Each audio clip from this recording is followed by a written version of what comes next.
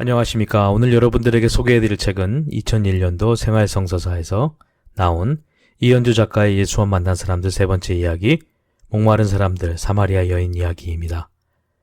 삶이 이미 죽음과도 같았던 이들, 날마다 고통과 절망에 허덕이던 사람들, 예수를 만나고 송두리째 인생이 바뀐 사람들의 이야기는 오늘날 절박하게 그를 만나고 싶어하는 우리의 갈증을 대신해줍니다. 여자로, 그것도 사마리아 여자로 태어나 적박하게 삶을 연명하던 여인이 영원히 목마르지 않은 생명의 물을 주는 예수를 만납니다. 사마리아 여인의 삶을 관통하는 예수와의 만남, 그 세 번째 이야기를 들어봅니다. 세상이 나를 개로 여기면 나 또한 세상을 개로 여기면 그만이다. 처음엔 원망도 했고 멍해처럼 씌워진 운명의 굴레에서 벗어나 보려고 발버둥도 쳐보았지만 그럴수록 더 큰 좌절과 환멸을 맛볼 따름이다. 나는 여자다. 사람 축에도 끼지 못하는 여자다. 그것도 사마리아 여자다. 오만하기 짝이 없는 유다인, 그 가운데 더욱 오만한 바리사의 남자들이 이런 기도를 드린다고 한다. 전능하신 하느님, 저를 이방인으로 태어나지 않게 해주셔서 감사드립니다. 또한 저를 죄인으로 태어나지 않게 해주셔서 감사드립니다. 오 전능하신 하느님, 저를 여자로 태어나지 않게 해주셔서 더욱 감사드립니다. 아멘. 여자는 이방인과 죄인들이 서 있는 끝줄에 초라하게 매달려 있는 존재다. 오만한 남자들의 고락선이란 참으로 구역질 나는 것이 아닐 수 없다. 그들은 모두 어디에서 나왔단 말인가. 어미의 탯집에 누워있던 시절을, 그 젖가슴에서 따뜻한 생명을 나누던 시절을, 그들은 그것들을 어디에 처박아 두고 이제는 저토록 목을 곧게 세우고 여자들을 발 아래 밟고 서 있는 것일까. 모세의 계명에도 여자는 남자가 소유하는 재산 목록 가운데 하나일 뿐이다. 나의 아버지이기도 한 남자는 만족할 만큼 돈을 지불할 수 있는 다른 남자에게 나를 팔았다. 나는 그의 재산이 되었다. 나를 맨 처음 소유했던 남자는 마침내 나에게 실증을 느꼈다. 사랑하지도 않는 여자한테 무슨 매력이 풍겨나겠는가. 남자들은 실증난 여자를 더 이상 먹여 살리지 않아도 된다. 그래서 그런 나를 아무도 이 여자를 소유해도 좋다는 쪽지 한 장을 붙여서 내보냈다. 나는 다시 다른 남자의 소유물이 되었다. 남자의 소유물이 되지 않고 여자 혼자 살아갈 수 없는 곳이 세상이다. 이렇게 해서 나는 실증난 남자들에 의해 이리저리 굴러다녔다. 지금 함께 살고 있는 남자는 6번째 남자다. 앞으로 또 몇 남자를 새 주인으로 모셔야 하는지 모르는 일이다. 아, 어찌 이것이 인생이란 말인가. 세상을 향하여, 아니 남자들을 향하여 표독스러운 증오를 내뿜고 복수의 길을 노리며 살아가는, 이것이 어찌 인생이라 할 수 있단 말인가. 눈먼 짐승처럼 꿈틀거리며 타고난 본능에 따라 살아간다고 하지만 나에게도 참된 사랑에 대한 갈증이 있었다. 나도 사람이었다. 이 타는 갈증을 적실 수 없어 이 남자 저 남자의 품으로 옮겨 다녀 보았지만 오히려 더욱 나를 목마르게 할 따름이었다. 그러던 어느 날 한낮이었다.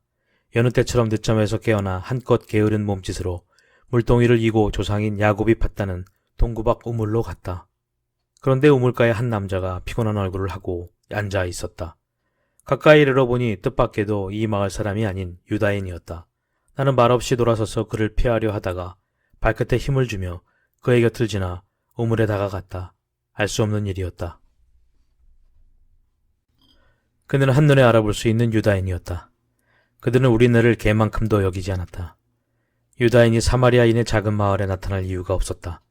그들은 유다 지방에서 갈릴레아 지방으로 갈 때에도 사마리아 지방을 통과하는 직선도로를 버리고 일부러 돌아서들 다녔다.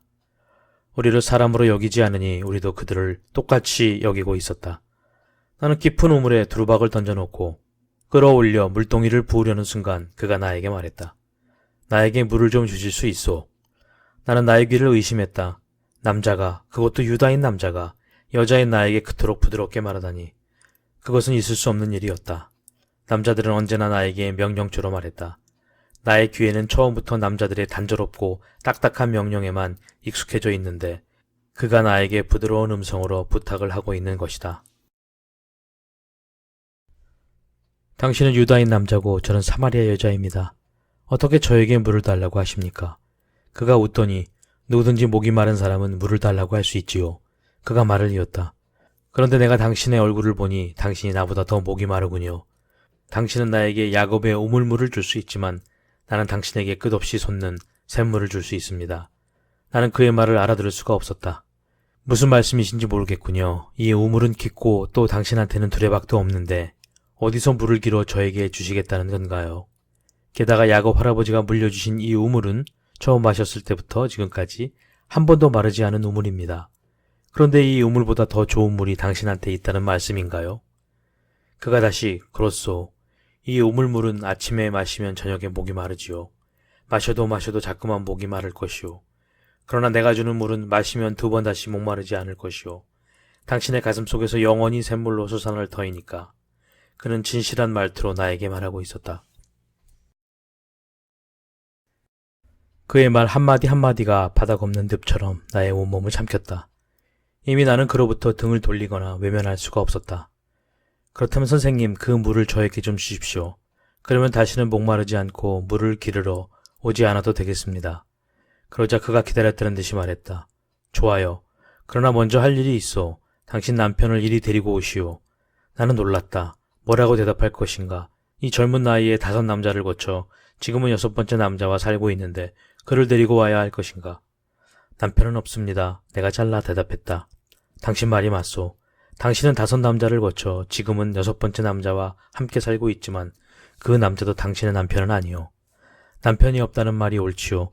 당신은 참으로 목이 마른 여자군요.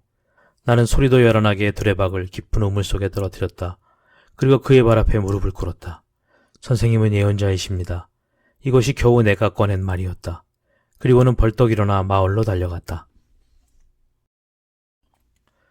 사람들은 내 말을 고지 들으려 하지 않았다. 내 과거를 모두 알고 있는 사람이 우물가에 있어요. 같이 가서 봅시다. 그분이 메시아인지도 모르는 일이니까요. 여느 때처럼 그들은 나를 비웃었다. 내 과거를 모르는 사람이 어디 있단 말이냐. 나는 가만히 있지 않고 글쎄 그분은 달라요. 우리 마을 사람도 사마리아인도 아닌 유다인이었어요. 그가 물을 달라고 했어요. 아니 물을 주겠다고 했어요. 그분은 틀림없이 메시아이십니다.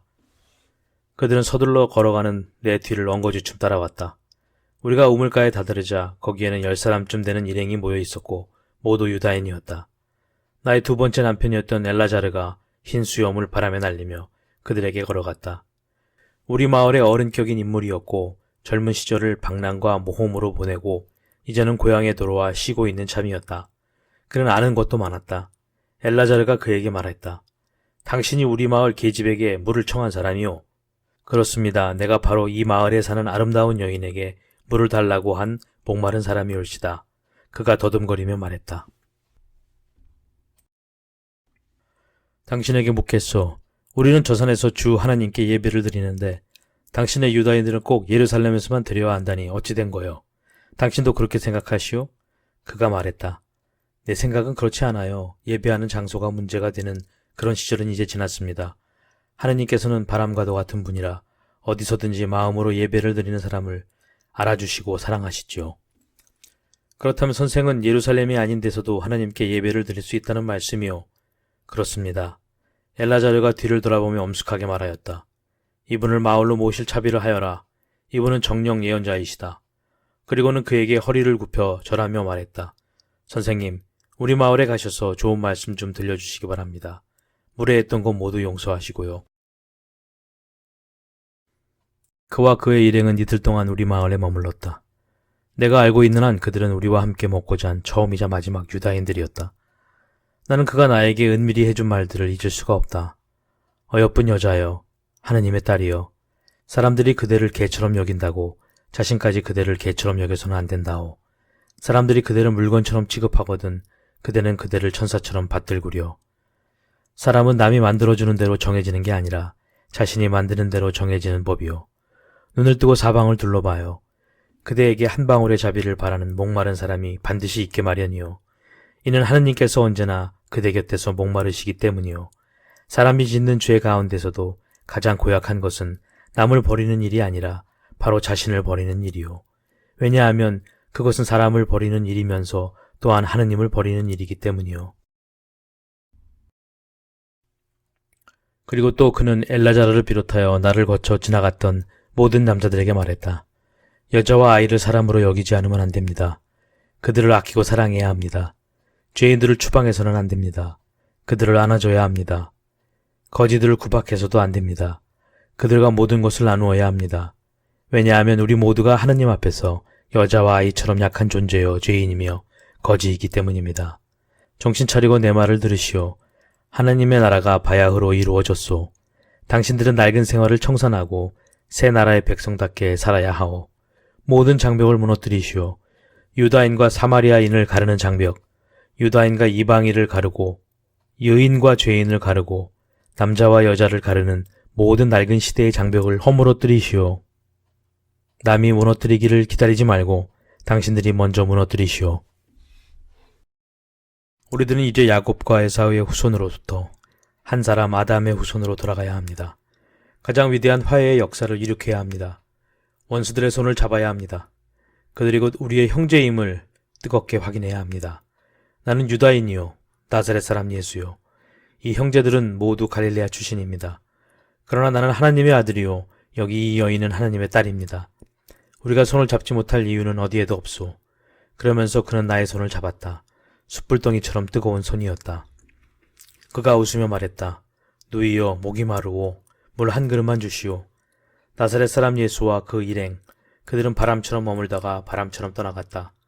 그러나 나의 가슴에는 그가 남겨준 샘물이 끊임없이 솟아나 새 사람이 되었다. 내가 새 사람이 되니까 세상도 따라서 새 세상이 되었다. 나는 모든 남자들을 진심으로 사랑할 수 있게 되었다. 어떤 사람들은 여전히 나를 멸시했지만 그 멸시의 따가운 눈총을 내 가슴의 샘물로 꺼버릴 수 있었다.